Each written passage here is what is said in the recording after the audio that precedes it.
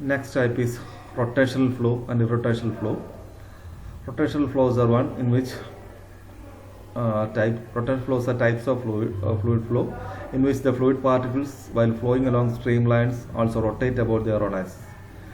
Along its path it will rotate about their own axis, in which the fluid particles when flowing along the streamlines they rotate about their own axis. That is rotational flow. Irrotational flow means while flowing along streamlines they do not rotate about their own axis. So rotation means it will rotate about their own axis, whereas irrotational flow, these particles, fluid particles while flowing do not rotate about their own axis. Next is one-dimensional flow. One-dimensional flow is fluid particle in which the flow parameters such as velocity is a function of time on one space coordinate only. That means it will be moving parallel to x-axis only. That means its y value and z value will be 0. So we can mathematically we can express it as v is equal to fx for steady one-dimensional flow, because for steady flow t is 0. Then t is constant. I can tell you t will not, with respect to t, velocity, pressure and density will not change. That is why t is avoided. And then v is equal to fx t, that is unsteady one-dimensional flow. Here time also included, because this characteristic change here, velocity is changes with respect to time. That is why unsteady flow. In steady flow, velocity will not change. So v is equal to fx for steady and v is equal to fx t for unsteady. These belong to one-dimensional flow. Okay. Next one is two-dimensional flows. Here two coordinates will be there. Here the velocity is a function of time and two rectangular space coordinates, that is x and y will come. In the case of steady flow, time is not there. So v is equal to fxy, and in the case of unsteady two-dimensional flow, v is equal to fxy t. Okay. Now three-dimensional flow, we have to consider three axes, that is x, y and z. Velocity is function of time and three mutually perpendicular directions, that is x, y and z axis. Okay, direction is parallel to x, y and z. V is equal to fx, y, z, that is steady three-dimensional flow, and for unsteady it will become fx, y, z and t. So steady flow, the velocity does not depend on time, whereas unsteady flow, velocity changes with respect to time. Okay. Next one is Reynolds number. We had already discussed the critical velocity turbulent regarding laminar flow and turbulent flow. I said critical velocity is the velocity at which flow changes from laminar to turbulent. So Reynolds number is a non-dimensional number, the value of which determines whether the flow is laminar or turbulent. So depending on this number, Reynolds number, the value of Reynolds number, this is a non-dimensional number, we can determine whether flow is laminar or turbulent. If the Reynolds number is less than 2000, the flow can be considered as laminar flow, while if Reynolds number is greater than 4000, the flow can be termed as turbulent flow. So depending on the value of Reynolds number, we can determine which flow, under which category it comes under.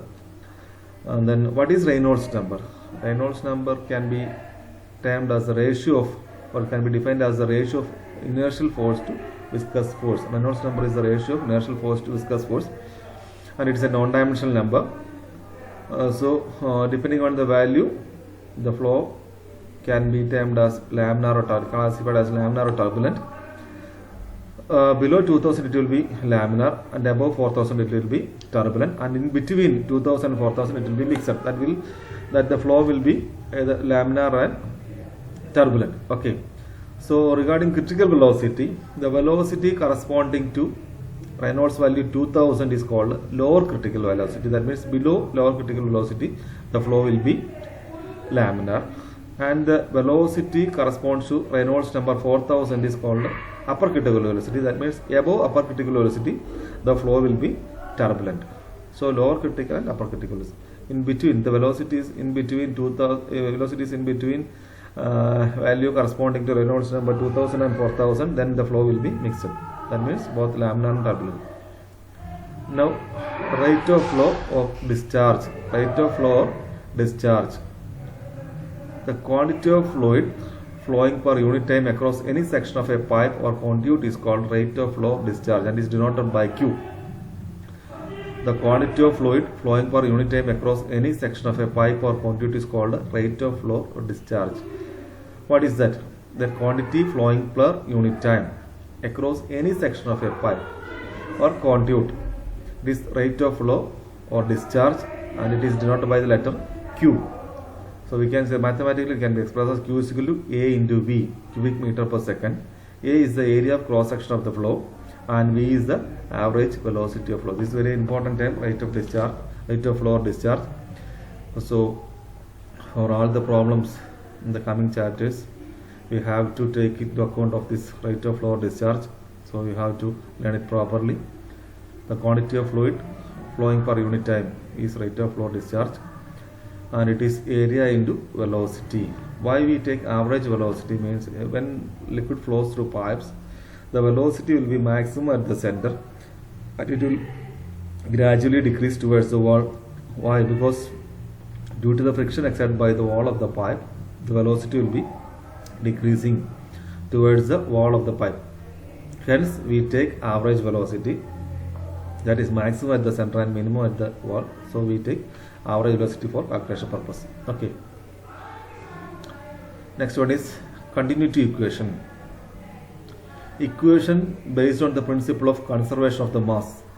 It is an equation based on the principle of conservation of the mass. Thus consider a fluid flowing through a pipe and all the cross sections, the quantity of fluid per second is constant. That means at any section you find the discharge or quantity of fluid per second, that will remain the same, that will not change across any sections. When fluid flowing through a pipe or liquid flowing through a pipe, all the cross sections respective of its size vary, irrespective of its size, the quantity of fluid remains the same or it is constant. We can mathematically express it as Q is equal to A1 V1 is equal to A2 V2 or is equal to A3 V3 like that.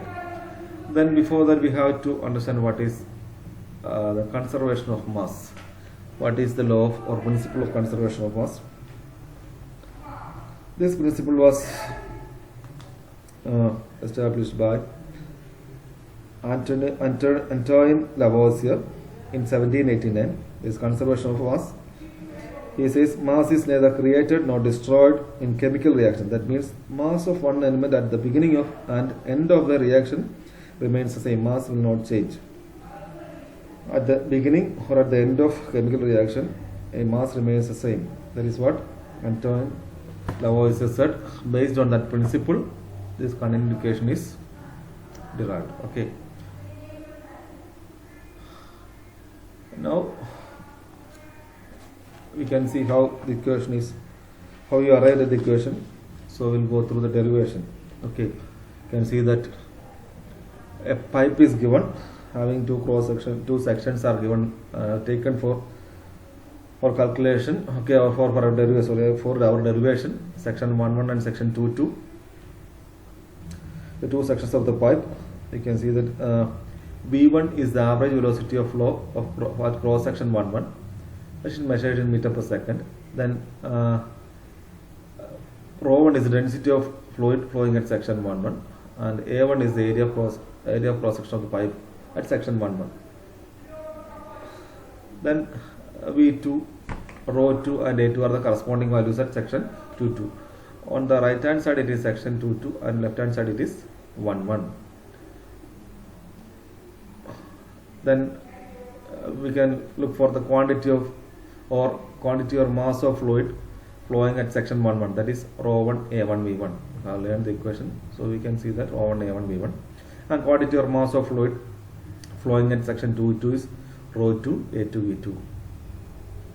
According to the law of conservation of mass, ρ1 A1 V1 is equal to ρ2 A2 V2. That means mass will not change, mass will remain the same. So equation will be equation for quantity of liquid flowing at section 1.1 or mass of liquid flowing per second at section 1.1 will be equal to mass of fluid flowing per second at section 2.2 will be equal to mass of fluid flowing per second at section 2. That means rho 1 A1 is equal to rho 2 A2 V2. The above equation is applicable to compressible and incompressible fluid flow. For an incompressible flow of liquids, if the flow of liquid is incompressible, that means density will not change. That is rho 1 is equal to rho 2, and continuity equation becomes A1 V1 is equal to A2 V2. This is the general equation used everywhere. A1 V1 is equal to A2 V2. Okay. Next thing is energy of liquid in motion. Three forms of energy are there. When a liquid flows or when a liquid is in motion, it possesses three energy. Three forms of energy, I can tell you. Three forms of energy, possesses three forms of energy: potential energy, pressure energy, and kinetic energy. What is potential energy? We all know it is energy possessed by an object, or here it's a fluid, by virtue of its position or location in space. Energy of a fluid possessed by it by virtue of its position or location in space. Okay, that is potential energy. It's energy of a fluid. Okay, then potential head or atom head is equal to, you can give it as Z meter of fluid. Next is pressure energy, another form. It is the energy possessed by a fluid body by virtue of the pressure at which it is maintained. So we have learned about pressure in the first unit. Okay, then the equation will be pressure is equal to P by rho g meters of liquid. So I don't want to go into details because we have already learned it. Next is kinetic energy. It's the energy possessed by a fluid by virtue of its motion. By virtue of its motion, the energy possessed by a body is called kinetic energy. Then kinetic head or velocity head is equal to V square by 2g meters of fluid.